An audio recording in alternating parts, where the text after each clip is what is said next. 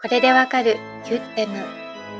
京都の奴隷がオスマン帝国の最も偉大なスルタンと言われたスレイマン一世の皇后になるという見事なシンデレラストーリー。スルタンとは皇帝のことです。オスマン帝国のスルタンは正式な妻を持たないという慣習がありました。なぜかというと、かつてのスルタンの妻が敵の捕虜となってしまい、いろいろなことをされ、屈辱的な思いをしたのがきっかけだと言われています。それなのに、その慣習を変えて正妻になったヒュッテム。一体どんな女性で、どんな手を使ったのでしょうか。覗いてみましょう。1505年頃、ポーランド王国ロハティに生まれる。現在のウクライナの場所です。本名アレキサンドラ・アナスタシア・リソフスカ。後にスレイマン一世によりヒュッテムと名を与えられます。別名ロクセラーナ。こちらの名前が有名かもしれません。これはヨーロッパの人たちがルーシ人の女という意味でロクセラーナと呼びました。ルーシ人というのは今日のウクライナ人及びベラルーシ人の祖先となるスラブ系民族のことです。父は正教会の司祭、貧しい家柄だったようです。当時、オスマン帝国の支配下にあったクリミア半国でウクライナ人の奴隷貿易が盛んに行われていました。クリミア半島の南東、黒海に臨むカッファーの港から奴隷たちは船に積まれ、大都市の奴隷市場に送り込まれました。1520年頃、アレキサンドラも捕らえられ、船に乗せられ、イスタンブールの奴隷市場に連れて行かれました。たくさんの奴隷の中からえりすぐりの美女だけがハレムに送られていました。ハレムというのは禁じられたの意味で、聖地などを表す言葉としても使われています。ハレム自体は裕福な階級ではスルタンでなくとも持っていたようですが、宮殿のハレムは特別でした。ハレムに入ることを許されている成人男性はスルタンのみ。監督役の男性は虚勢された宦官でした。外からは何が行われているかわからないことから想像を膨らませる場所でした。ハレムにははっきりとした序列があります。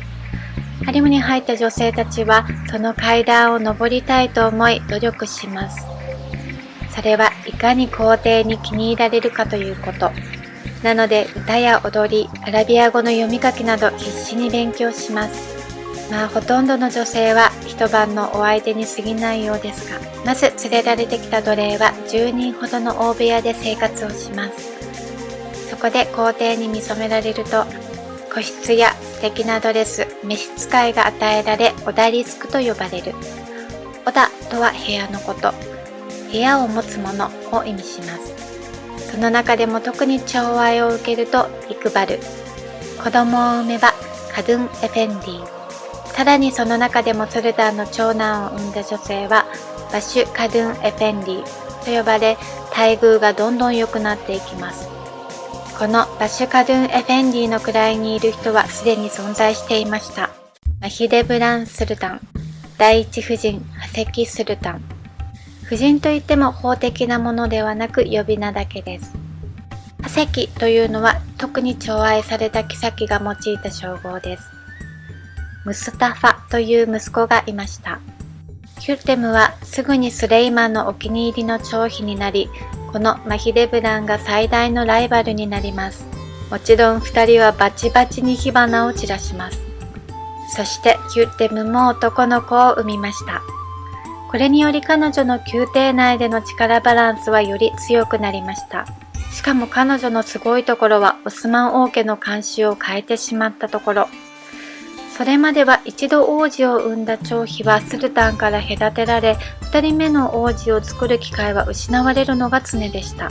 それは特定の人物に権力が集中するのを防ぐためだったようです。ですが、スレイマン一世、ヒュッテムに関してはこの慣習を破ります。結局ヒュッテムは産み続け、5男1女を設けます。1534年、スレイマンの母で宮殿で絶対的な力を持っていたハフサが亡くなる。マヒレブランはハフサを後ろ盾にしていたので、彼女が亡くなったことにより力を失っていきます。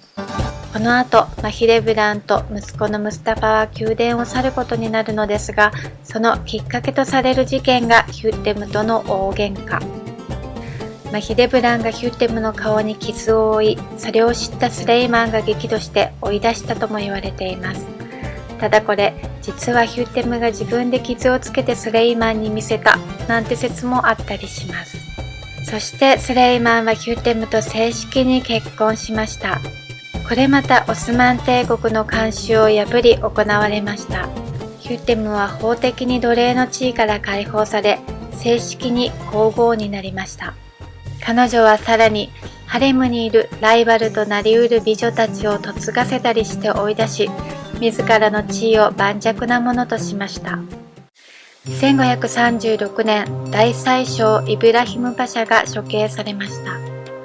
彼はスレイマン一世の大のお気に入りで、政治的にもスレイマンの右腕となる大切な人。なぜ処刑されたか。はっきりはしていませんが、一説には宮廷で絶対的な権力を持ち、自分がいないと国政が成り立たないなどと発言をするようになり、行き過ぎだとスレイマンが思ったとか。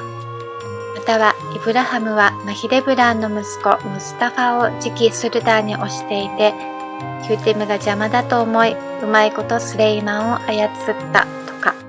ヒュッテムにとっての最終目標は自分の息子がスルタンの地位に上がること。長男のメフメトは天然痘により22歳で亡くなりました。それにより他の場所に追いやられていたマヒレブランの息子ムスタファが有力になるも、1553年イラン沿線の陣中でスレイマンの命により処刑。反逆罪と言われますが、実際はどうだったのでしょう。そしてヒュッテムの息子セリムかバヤゼトのどちらかが継ぐことになりますが、それを見届ける前に1558年ヒュッテムこの世を去る。そしてその8年後にスレイマン一世が亡くなりますが、皇帝になったのはセリムでした。セリム2世となった彼は酒と女に溺れる日々で、オスマン帝国としては弱くなり、政治を行っていくのは官僚たちになります。ただこれはスルタンの専制君主制から官僚たちの意見を取り入れる政治へと形を変えたとも言えますね。そうなれば女性に操られることもなくなりますしね。ヒュッテムは慈善事業もしていたそうです。女性奴隷市場に女性専用の病院、学校、モスクを作ったり、公共浴場なども作っているのですが、相変わらず評判は悪い。トリカプ宮殿の魔女なんて言われます。16世紀の女流詩人ニサーイはスレイマン一世とヒュッテムを非難する詩を作っています。ロシアの魔女の言葉を耳に入れ、企みと魔術に騙されて、あの悪女の言いなりとなり、エデンの園の収穫をあの気ままな糸継ぎのなすがままにした。ああ、無慈悲なる世界の王よ。かつてあなたが若かった時、あなたは何事も公平に正しく行っていたのに、その振る舞いと気質で民を幸福にしていたのに、年老いた今、悪しき不正義を行うとは。彼女がスレイマンから名付けられたヒュッテムは、陽気なとか快活なという意味でした。